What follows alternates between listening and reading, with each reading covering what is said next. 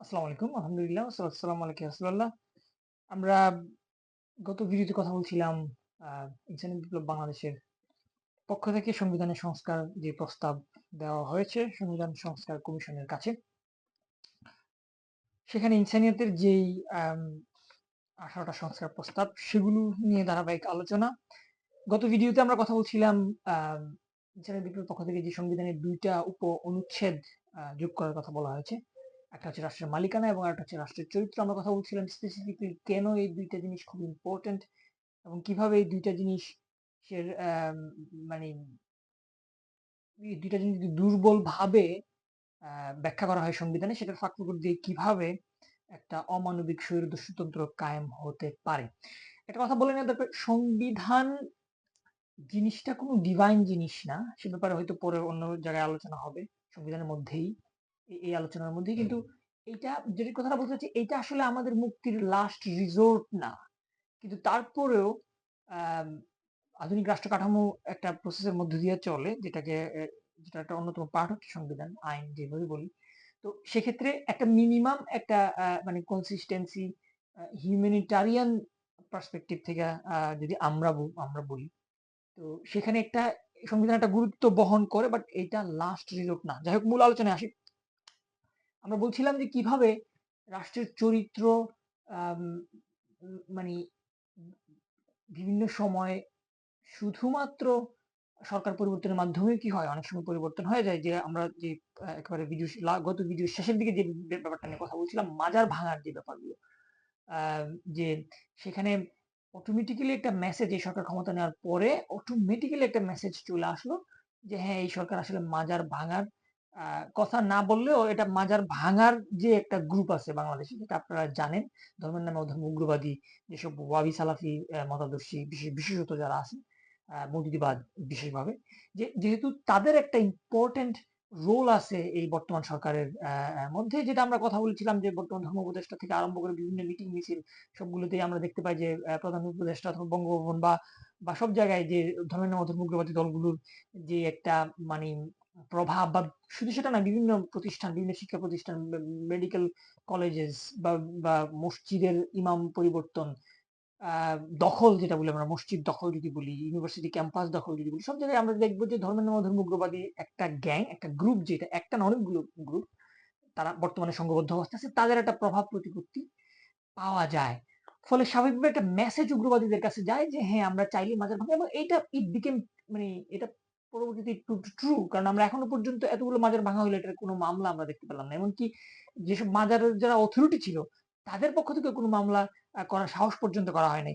যে কথাটা এখন অনেকেই বলছেন সেটা সৈয়দ আলম ইমাম হায়াত আলাইহির রহমা অনেক আগে থেকেই বলে আসছেন। আমি রিসেন্টলি দেখলাম ফরহাদ মাজার সাহেব প্রধান উপদেষ্টার সাথে বোধহয় এই ব্যাপারটা নিয়ে একটু কথা বলেছেন। তবে সেখানে মানে আরো আ আ যেমন আমি নিজেও ব্যক্তিগতভাবে পররাষ্ট্র উপদেষ্টা যে আ তৌহিদ হাসান তিনি এখানে এখানের আ ব্যা এম্বাসিতে আসছিলেন এবং তিনি মতবিনিময় সভায় আম মানে কি আমিও ছিলাম সেখানে এবং আমি উনাকে সরাসরি এই ব্যাপারটা প্রশ্নটা করি অ্যাকচুয়ালি।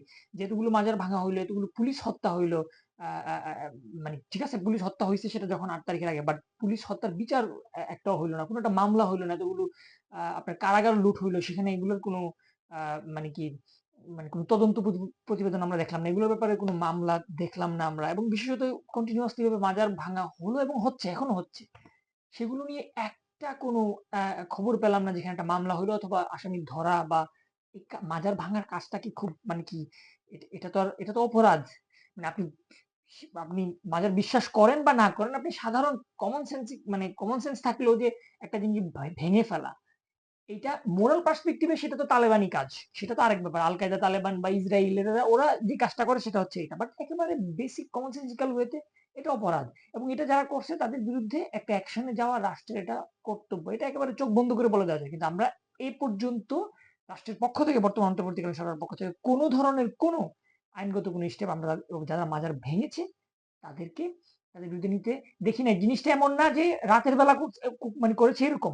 ওপেন ডিক্লেয়ার দিয়ে দেয় বিভিন্ন কওমি মাদ্রাসা থেকে গিয়ে এবং জামাত শিবির আ আ বা মৌদুদিবাদীদের বিভিন্ন জায়গায় মৌদুদিবাদীদের নেতৃবৃন্দ সরাসরি আমরা ভিডিওতে দেখলাম যে মাজার ভাঙার কাজে জড়িত। তো সেটার ব্যাপারে কোনো কোনো অ্যাকশন নাই। ফলে স্বাভাবিকভাবে যে মেসেজটা যায় এই রাষ্ট্রের চরিত্র হিসাবে, বেয়ার ইন মাইন্ড আমরা কথা বলছি রাষ্ট্রের চরিত্র নিয়ে। রাষ্ট্রের চরিত্র এটা না হইলেও বর্তমান অন্তর্বর্তীকালীন সরকার পক্ষপাত দুষ্ট অথবা জঙ্গিবাদ সমর্থিত হওয়ার কারণেও, ধর্মের নামে অধর্ম উগ্রবাদ বলতে জঙ্গিবাদ, তাদের সমর্থন পুষ্ট হওয়ার কারণে আমরা যে প্রবলেমটা দেখতে পাচ্ছি, যে স্বাভাবিকভাবে মানুষ এই রাষ্ট্রের চারিত্রিক একটা বৈশিষ্ট্য হয়ে দাঁড়িয়েছে যে এখানে মাজার ভাঙতে হবে, এবং এটা ভাঙলে কোনো সমস্যা নেই।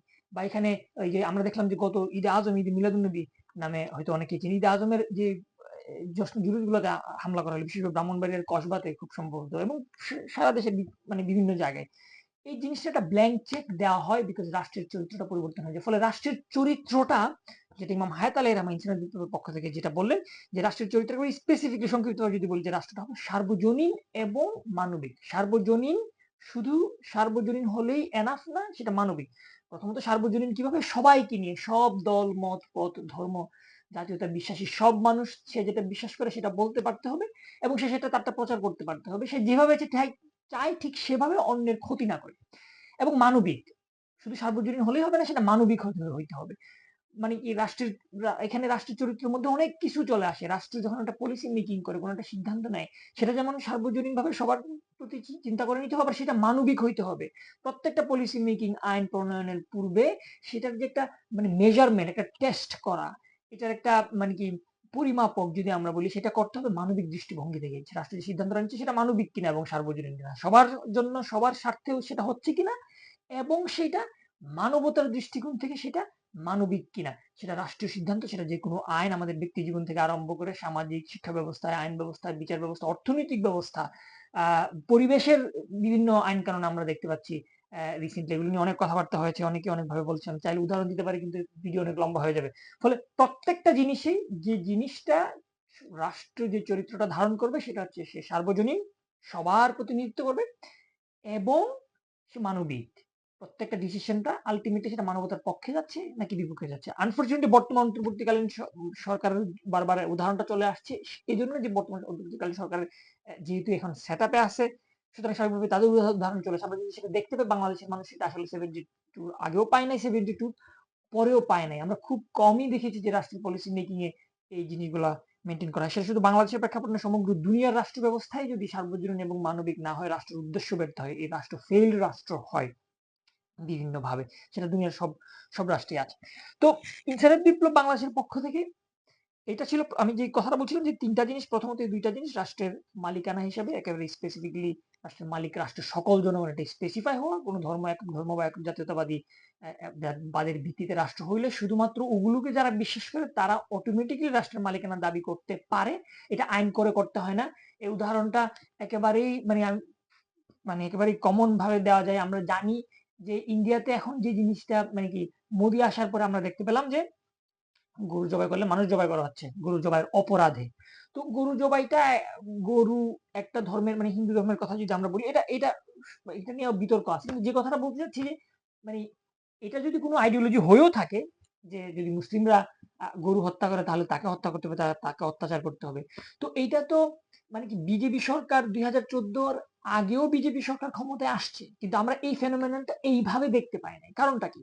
কারণ মোদি যেই একটা একটা ম্যান্ডেট নিয়ে আসছে, মোদির যেই মানে মানে মোদি যেই ম্যান্ডেটের উপরে বেস করে, যে আইডিওলজির উপরে বেস করে সে রাষ্ট্র ক্ষমতায় আসছে, সেটার মধ্যে একটা অন্যতম গুরুত্বপূর্ণ পার্ট ছিল এই যে গরু রক্ষার নামে মানে কি বিশেষভাবে মুসলিমদেরকে টার্গেট করা, যেহেতু মুসলিমরা মানে কি গরুর মাংস খায়।